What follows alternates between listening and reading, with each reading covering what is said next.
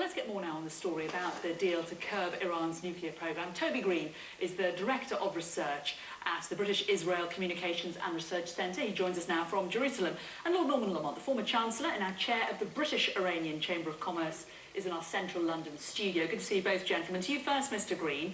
Why should Israel have a nuclear programme and Iran not?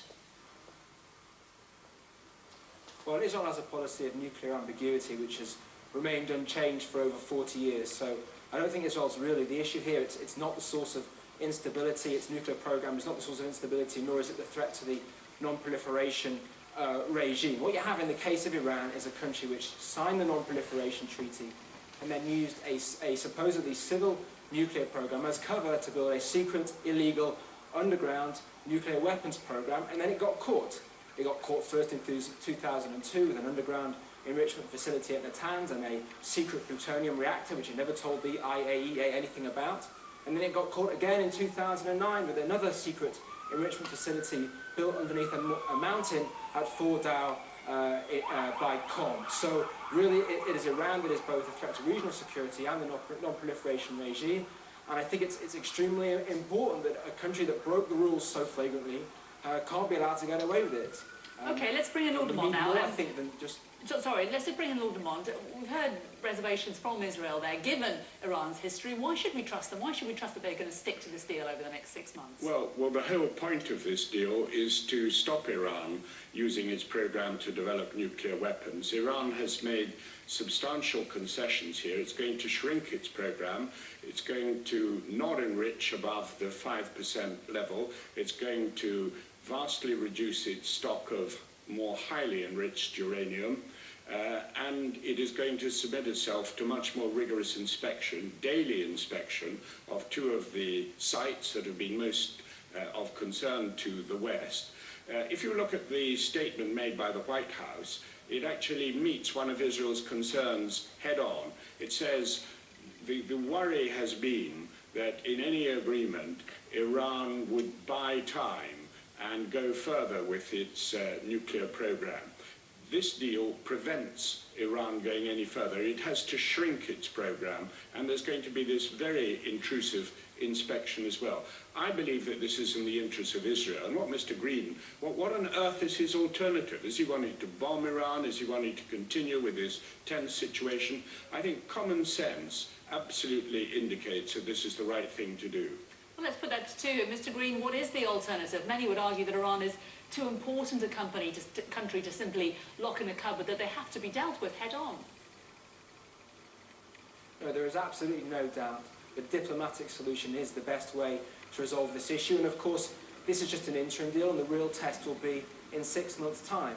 I think that the concern here in Israel and among many other states here in the region, unfortunately, is that with this interim deal, Iran has got something for nothing, or at least for very little. All that Iran has been asked to do is push the pause button on its nuclear program. It's not really rolled back anything of any substance. In return, it's got significant sanctions relief.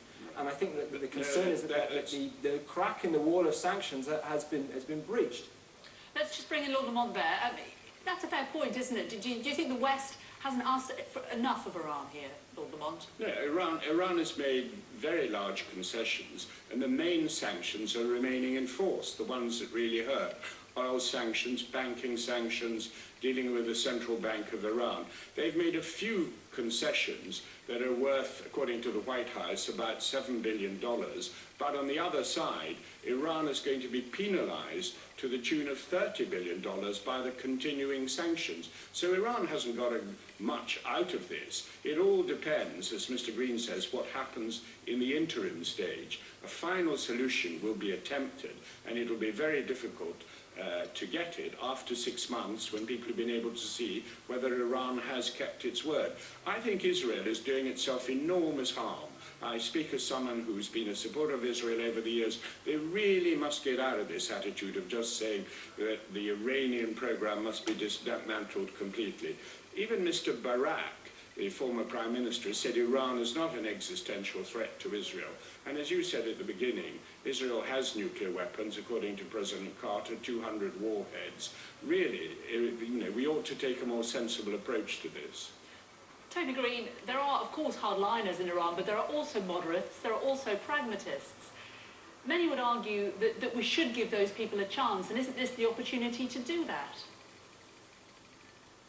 Well, I think when we're talking about the internal Iranian political position, we should recall that leading moderates who stood for presidential office in 2009 in Iran are today under house arrest.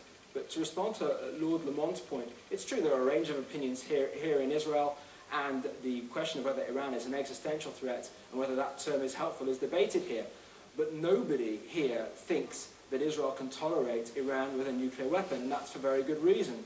As of today, Iran poses a very grave threat to the state of Israel and to other states in the region, and most Israelis have the experience of having been under fire from rockets supplied by Iran to non-state actors on Israel's borders, Hamas and Hezbollah. This is how Iran behaves today without a nuclear weapon, and we can only imagine how Iran might behave in the future with a nuclear weapon. A diplomatic solution is the best option, but the only way that we've got to this point is through a tough sanctions regime. The sanctions have worked. They've got Iran to want to negotiate and to reconsider its position, and what's, I think, extremely important over the next 6 months is that the P5+1 powers make sure that the sanctions regime, that it's very clear to Iran that if they don't come to reasonable terms, that the sanctions will not only be reimposed, but actually increased, because it's only through that pressure that Iran has even come to consider negotiating with the P5+1 states to begin with. OK, Mr. Rubin, we are out of time, but just very briefly, Lord Lamont, 10 seconds, your response. Well, I think the sanctions will be increased if Iran doesn't observe the deal. But the whole point of this deal, as President Obama has said today, is to stop Iran having a nuclear weapon. He does not want Iran to have a nuclear weapon. I don't. Israel doesn't. But as you said at the beginning, you can't keep Iran locked in a cupboard. This is a big country, and it's bound to play a role in the region. OK, there we must leave it, I'm afraid. Lord Norman Lamont and Toby Greene, thank you both very much. Now on the Sky News for